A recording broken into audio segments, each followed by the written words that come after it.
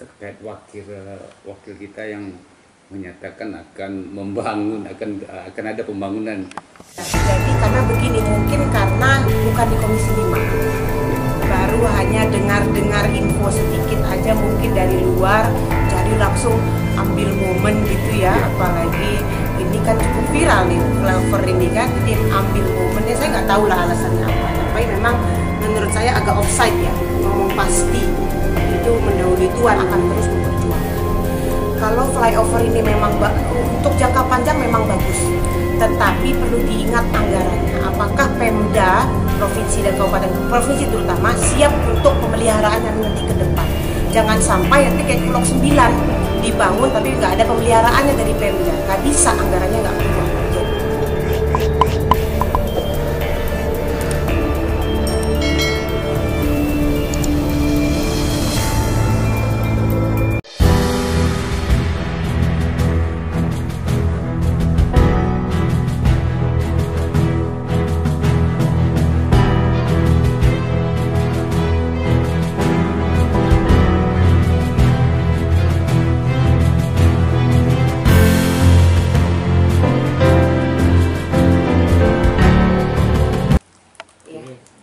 Assalamualaikum warahmatullahi wabarakatuh, teman-teman media semua. Saya apresiasi ya sudah sebegitu besar keingintahuannya tentang progres dari si tinjau laut ini. Jadi hari ini saya Atta Rigauti Ardi, anggota Komisi 5 DPR RI, wakil dari Sumatera Barat yang bermitra langsung dengan Kementerian PUPR. Perlu saya jelaskan dari awal ya, saya itu sudah memperjuangkan si tinjau laut dulu. Bahkan sebelum masih viralnya hanya di YouTube. Waktu itu di YouTube viralnya masalah banyak kecelakaan, belum longsor waktu itu. Jadi saya perjuangkan sekitar tahun 2022, berarti 2021 akhir saya perjuangkan. Karena banyak laporan bahwa banyak kecelakaan. Waktu itu di rapat kerja gabungan antara Menteri PU, Menteri Perhubungan dan juga Kementerian Desa, itu saya sampaikan bahwa si tinjau laut ini perlu perhatian. Lalu juga akhirnya melalui rapat dengan Menteri Perhubungan, itu sudah banyak rambu-rambu dibantu untuk rambu-rambu tambahan untuk si tinjau laut, termasuk juga guardrail dan yang lainnya. Lalu dengan Menteri PU sekarang ini semenjak longsor, ini saya apresiasi kepada Balai Jalan dari Kementerian PUPR yang sudah memperluas ruas jalan terutama di daerah yang longsor tersebut. Nah, di sini sudah banyak komen-komen mungkin dari yang ngintip-ngintip di luar, karena di dalam itu yang rapat dengan kementerian itu kan Komisi 5, kebetulan komisi saya. Memang saya minta solusi dari Pak Menteri, kira-kira ini apa, terutama semenjak longsor ini sudah saya sampaikan juga. Nah, ada info tentang flyover si tinjau laut.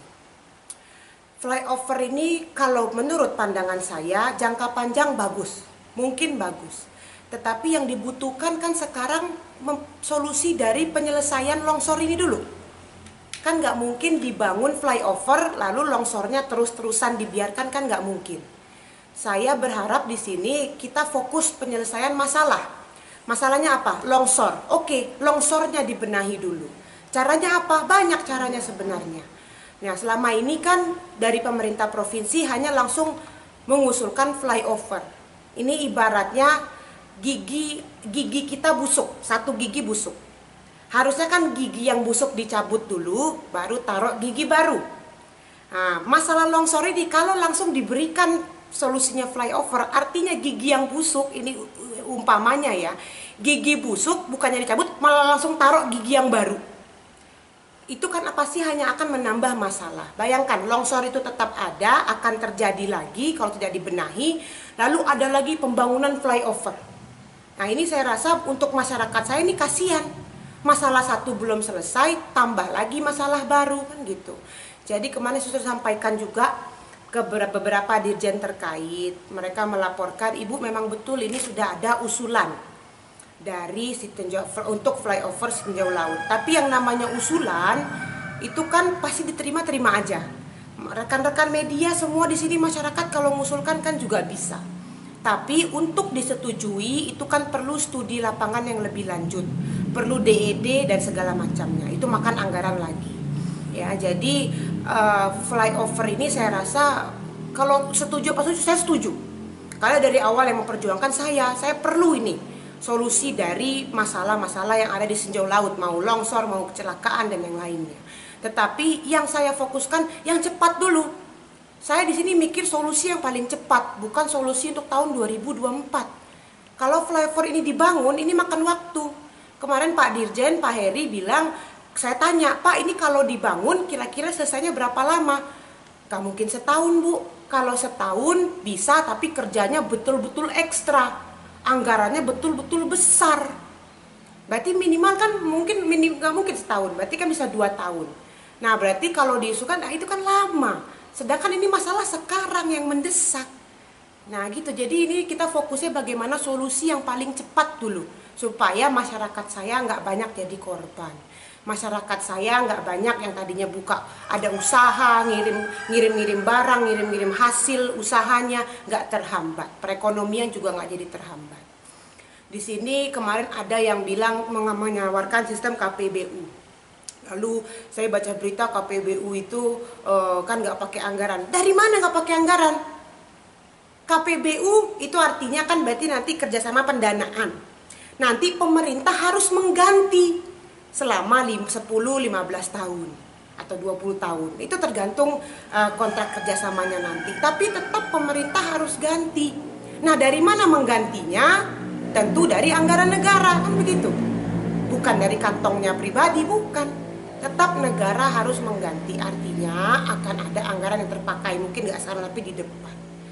Nah dan juga kemarin katanya sebenarnya saya ini bingung juga ya, karena saya yang di Komisi 5 terus memantau. Sengaja saya nggak mau keluar-keluar tentang flyover ini. Kenapa saya nggak keluar-keluar? Saya nggak mau cuma janji, saya nggak mau cuma ngasih harapan. Flyover ini sudah dari lama infonya, tapi saya nggak mau keluar-keluar pasti selesai, pasti ini. Belum ada kepastiannya. Dari pemerintah belum ada, dari Pak Menteri belum ada. Jadi saya nggak mau ya, masyarakat ini belum apa-apa, cuma dapat info dari info semriwing, langsung masyarakat saya diberikan harapan. Jangan begitu dong. Apalagi keluar kata-kata pasti, dari mana? Yang pasti itu harapannya pasti tuh ngarep-ngarepin aja tuh pasti ngarep. Tapi apakah pasti disetujui usulannya, pasti keluar itu program, kan belum tentu. Di sini ditunjuk kemarin Hutama Karya. Yang saya ketawa itu kok belum usulan baru masuk. Belum disetujui, belum ada kata-kata oke, langsung keluar Hutama Karya yang mengerjakan, HK ini, HK itu. Loh kok Hutama Karya terus yang didorong? Di sini kemarin coba di berita itu sudah keluar ya, bahwa Hutama Karya itu diperkirakan sampai tahun 2026 itu hutangnya sampai 6 triliun.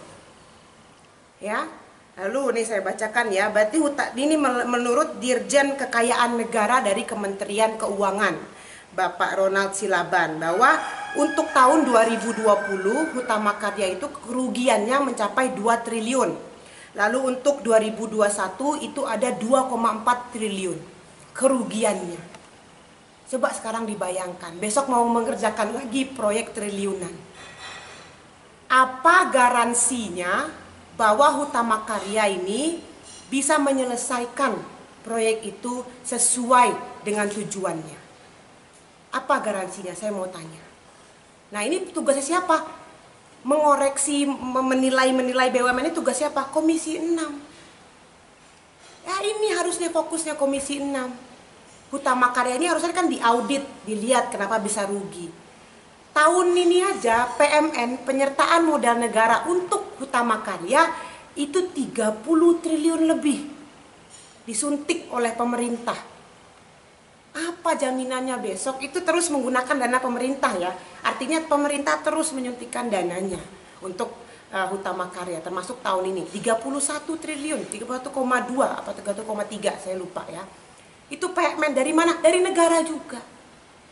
Ya karena BUMN kan. Jadi saya mau tanya, apa jaminannya dengan kerugian yang bisa mencapai 6 triliun diperkirakan 2026 nanti, apa garansinya Hutama Karya bisa menyelesaikan proyek si tinjau laut ini dengan baik nantinya? Apa garansinya? Itu karena ini logika aja, sudah rugi mau lagi ngerjakan proyek ini kan menurut saya ya saya perlu kepastian lah apa kira-kira ini. Dan perlu diingat ini tugasnya Komisi 6 tuh ini. Karena mitranya langsung BUMN. Harusnya yang diperiksa tuh yang begini-begini oleh Komisi 6. Baru infrastruktur itu saya tugasnya di Komisi 5. Ya. Jadi memang kalau saya karena belum ada kepastian saya nggak mau umbar-umbar. Buat apa? Sudah kenyang masyarakat dengan janji-janji palsu dari wakil rakyatnya. Saya bukan tipe orang yang belum dikerjakan udah keluar-keluar. Jangan seperti itu. Masyarakat ini perlu solusi bukan janji. Masyarakat perlu hasilnya, perlu penyelesaiannya. Artinya dikerjakan dulu, selesaikan dulu, baru kita bilang itu ke masyarakat. Dipastikan dulu itu ada, baru kita sampaikan ke masyarakat, gitu loh. Dan juga perlu kita ingat ya, kemarin ada yang komentar juga dari sesama Komisi 5, nggak perlu pengawasan, dilewatin aja Komisi 5. Loh, ini bahaya sekali. Dari mana itu asumsi seperti itu bahaya sekali. Kalau saya nggak mau seperti itu. Ini kan proyek pembangunan yang melibatkan langsung masyarakat. Kalau masyarakat terlibat, artinya wakil rakyatnya di pusat itu juga terlibat. Karena wakil rakyat itu kan hanya perpanjangan tangan, tapi bagian dari masyarakat juga. Artinya saya juga berkewajiban untuk memantau, mengawasi. Jangan sampai kalau memang proyek itu jalan, proyek itu dibangun, disetujui, jangan sampai itu nggak sesuai dengan target, pembangunannya nggak bagus, atau nanti ada yang bolong-bolong, itu kan harus diawasi. Jadi jangan bilang kita ini nggak tahu, nggak boleh asumsi seperti itu. Masyarakat tahu, anggota dewan juga harus tahu. Karena kan dewan itu juga masyarakat, nggak ada pembedanya kok dewan dengan masyarakat. Di sini saya bukannya pesimis, enggak, tapi saya realistis. Jangan diberikan angin-angin palsu, angin-angin sejuk taunya palsu. Jangan, kita realistis. Sekarang bagaimana anggaran yang sudah terbatas ini kita manfaatkan dengan sebaik-baiknya. Jangan sampai dipergunakan untuk yang ya proyek yang gitu-gitu aja gitu loh. Ini proyek tinjau laut ini apakah selesai hanya dengan dibangun utama karya? Kan tidak. Nanti pemeliharaannya itu akan dilimpahkan kepada Pemda. Ya, dan penggantian dananya dari APBN, dari anggaran negara, anggaran pusat. Berarti kan pemerintah harus ikut turun tangan selama berpuluh-puluh tahun ke depan. Dan untuk Pemda bisa nggak membantu perawatannya? Contohnya, Kelok 9 itu pakai APBN dibangun. Lihat sekarang kawan-kawan, seperti apa bentuknya? Karena pemerintah daerahnya tidak bisa memelihara. Mungkin keterbatasan anggaran, APBD, dan yang lainnya. Nah ini harus hati-hati. Lebih baik anggaran yang sudah dipunya negara ini, kalau menurut saya ya, mendingan buat dibalikin ke masyarakat. Jadikan program padat karya, perbanyak BLT, perbanyak bantuan-bantuan yang langsung ke masyarakat. Jadi itu, untuk tinjau laut ini masalahnya dulu diselesaikan. Kemarin saya sudah masukkan usulan, ini sebenarnya bisa jadi masukan juga untuk pemerintah, baik pemerintah provinsi dan juga seluruh stakeholder. Diundang, ya. Itu kan flyover itu rencananya masalah tinjau laut ini undang Wali Kota Padang dan juga Bupati Solo. Undang juga unsur-unsur dari aparat TNI dan juga polisi. Lalu undang juga ahli geologi, ahli tanah dan segala macamnya. Lalu yang paling penting undang masyarakatnya. Libatkan masyarakatnya, sosialisasikan kepada masyarakatnya. Jangan sampai kalau cuma di atasnya aja yang konsolidasi, di bawahnya tidak konsolidasi, akhirnya muncul masalah baru seperti jalan tol kemarin. Ada penolakan dan sebagainya macamnya. Jadi sebenarnya solusinya itu ya banyak, tapi unsur-unsur ini dilibatkan dulu, dicari dulu solusinya. Untuk jangka panjang flyover silakan, saya nggak masalah. Yang penting buat masyarakat kan begitu. Tetapi jangan masalah yang sudah ada ini dibiarkan ditambah masalah baru. Selesaikan dulu kansernya, selesaikan dulu penyakitnya. Baru kita berikan solusi obat yang lainnya. Jadi itu mungkin sedikit yang perlu saya sampaikan, klarifikasi ke masyarakat. Supaya nggak dikasih angin-angin harapan. Jadi memang harus studi lapangan dulu. Nanti akan dilihat dulu kira-kira permasalahannya seperti apa, ya studi lapangan lah, teknis gitu. Jadi usulan itu memang ada ya, tadi saya bilang yang namanya usulan semua bisa usulan, teman-teman media juga bisa ngusulkan kok ke pemerintah, tetapi kan perlu studi lapangan yang jelas. Jadi begitu, dan kemarin jawaban dari PUPR mereka belum bisa menyetujui karena belum ada studi lapangan dan itu anggarannya sangat besar. Berapa kira-kira? Oh, triliunan itu.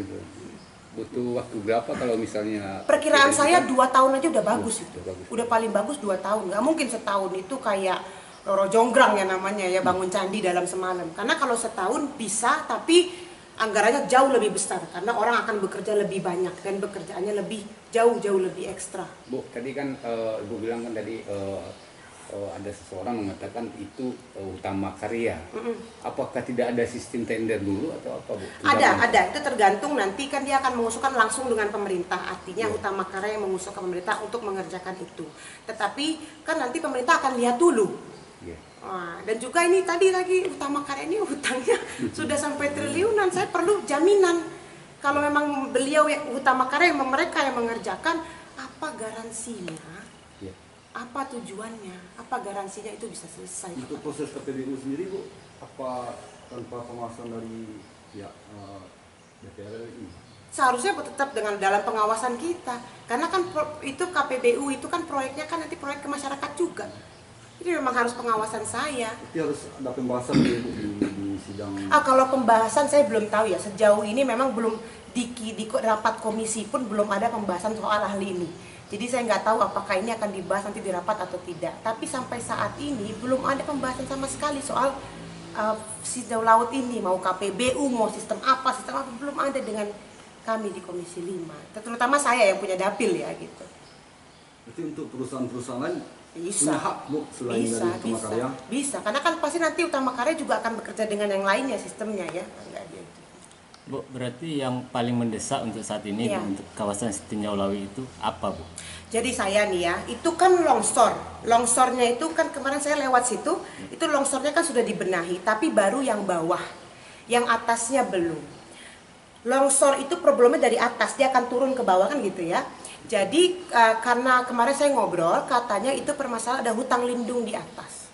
Nanti saya mau coba sampaikan juga ke Kementerian Kehutanan. Mengenai dengan dirjen siapa saya lupa, dirjen terkait lah pokoknya bagaimana hutan lindung itu prosesnya bagaimana ini segala macam, supaya yang atas itu sebenarnya ditumpahkan aja ke bawah. Jadi ibaratnya dipotong atasnya, bawahnya nanti dibikin benteng beton supaya dia nggak longsor lagi gitu. Berarti tingkat kerawanan longsor cukup tinggi di situ. Cukup tinggi dan memang harus longsornya itu dibenahi, kan nggak mungkin nanti kalau flyover itu dibangun, jalan Sitinjau Laut di anak tirikan nggak dipakai lagi, kan nggak mungkin gitu loh. Sebenarnya gampang, yang penting libatkan orang-orang tadi dari Kementerian Kehutanan, Kementerian PUPR, Pemda, Provinsi dan juga Kabupaten Kota, lalu juga masyarakatnya, itu aja sebenarnya. Kan udah banyak di Sitinjau Laut itu, benteng-benteng beton kan sudah banyak. Tinggal dicontoh aja itu sebenarnya. Anggarannya jauh lebih sedikit. Dan itu APBD pun bisa sebenarnya. Sejauh ini di Kementerian PUPR, apakah pembangunan flyover ini sudah masuk dalam rencana kerja? Ya belum. Baru masuk usulan aja. Baru usulan. Mereka ibarat terima usulan, terima proposal gitu aja baru. Jadi memang belum ada kepastian apakah dilanjutkan atau tidak. Belum. Apakah dikerjakan atau tidak? Belum. Bu, terkait wakil kita yang menyatakan akan membangun, akan ada pembangunan. Jadi karena begini, mungkin karena bukan di Komisi 5. Baru hanya dengar info sedikit aja mungkin dari luar, jadi langsung ambil momen gitu ya. Apalagi ini kan cukup viral nih flyover ini kan, jadi ambil momennya. Saya nggak tahu lah alasannya apa, tapi memang menurut saya agak offside ya. Ngomong pasti itu mendahului tuan namanya gitu. Ada lagi, Bu, kan masyarakat kita kan terutama netizen nih cukup viral Ibu masalah flyover ini. Ada nggak yang ingin disampaikan Bu ke masyarakat kita, Bu? Saya mau menyampaikan ke masyarakat di sini, saya sebagai wakilnya yang ada di Komisi 5, saya dari awal sampai sekarang akan terus memperjuangkan. Kalau flyover ini memang untuk jangka panjang memang bagus. tetapi perlu diingat anggarannya. Apakah Pemda, provinsi dan kabupaten, provinsi terutama, siap untuk pemeliharaan yang nanti ke depan. Jangan sampai nanti kayak Kilok 9 dibangun tapi nggak ada pemeliharaannya dari Pemda, nggak bisa, anggarannya nggak kuat. Jadi saya akan terus berjuang mencarikan solusi, ya, solusi yang paling tepat dan juga paling cepat. Bagaimana masalah longsor tinjau laut ini bisa cepat diatasi.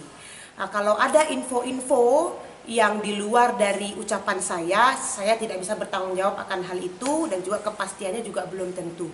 Karena yang bisa memastikan ini hanya di Komisi 5 dan juga dari PUPR sendiri. Karena nanti yang mengerjakan adalah bersama dengan PUPR. Ini kalau belum ada info langsung dari PUPR-nya ataupun dari saya sebagai perwakilan masyarakat di Komisi 5 DPR RI, artinya itu baru sekedar harapan. Nah, jadi belum pasti. Apalagi kalau ada kata-kata pasti. Nanti dulu tanyakan dulu kepada yang bersangkutan. Yang rapat kerja dengan Menteri PUPR itu kan saya di Komisi 5. Gitu. Yang hari-hari bersama dengan rapat dengan beliau itu kan saya. Dan sampai saat ini untuk flyover itu memang perlu studi yang lebih lanjut karena anggaran juga sangat besar. Sama PAP.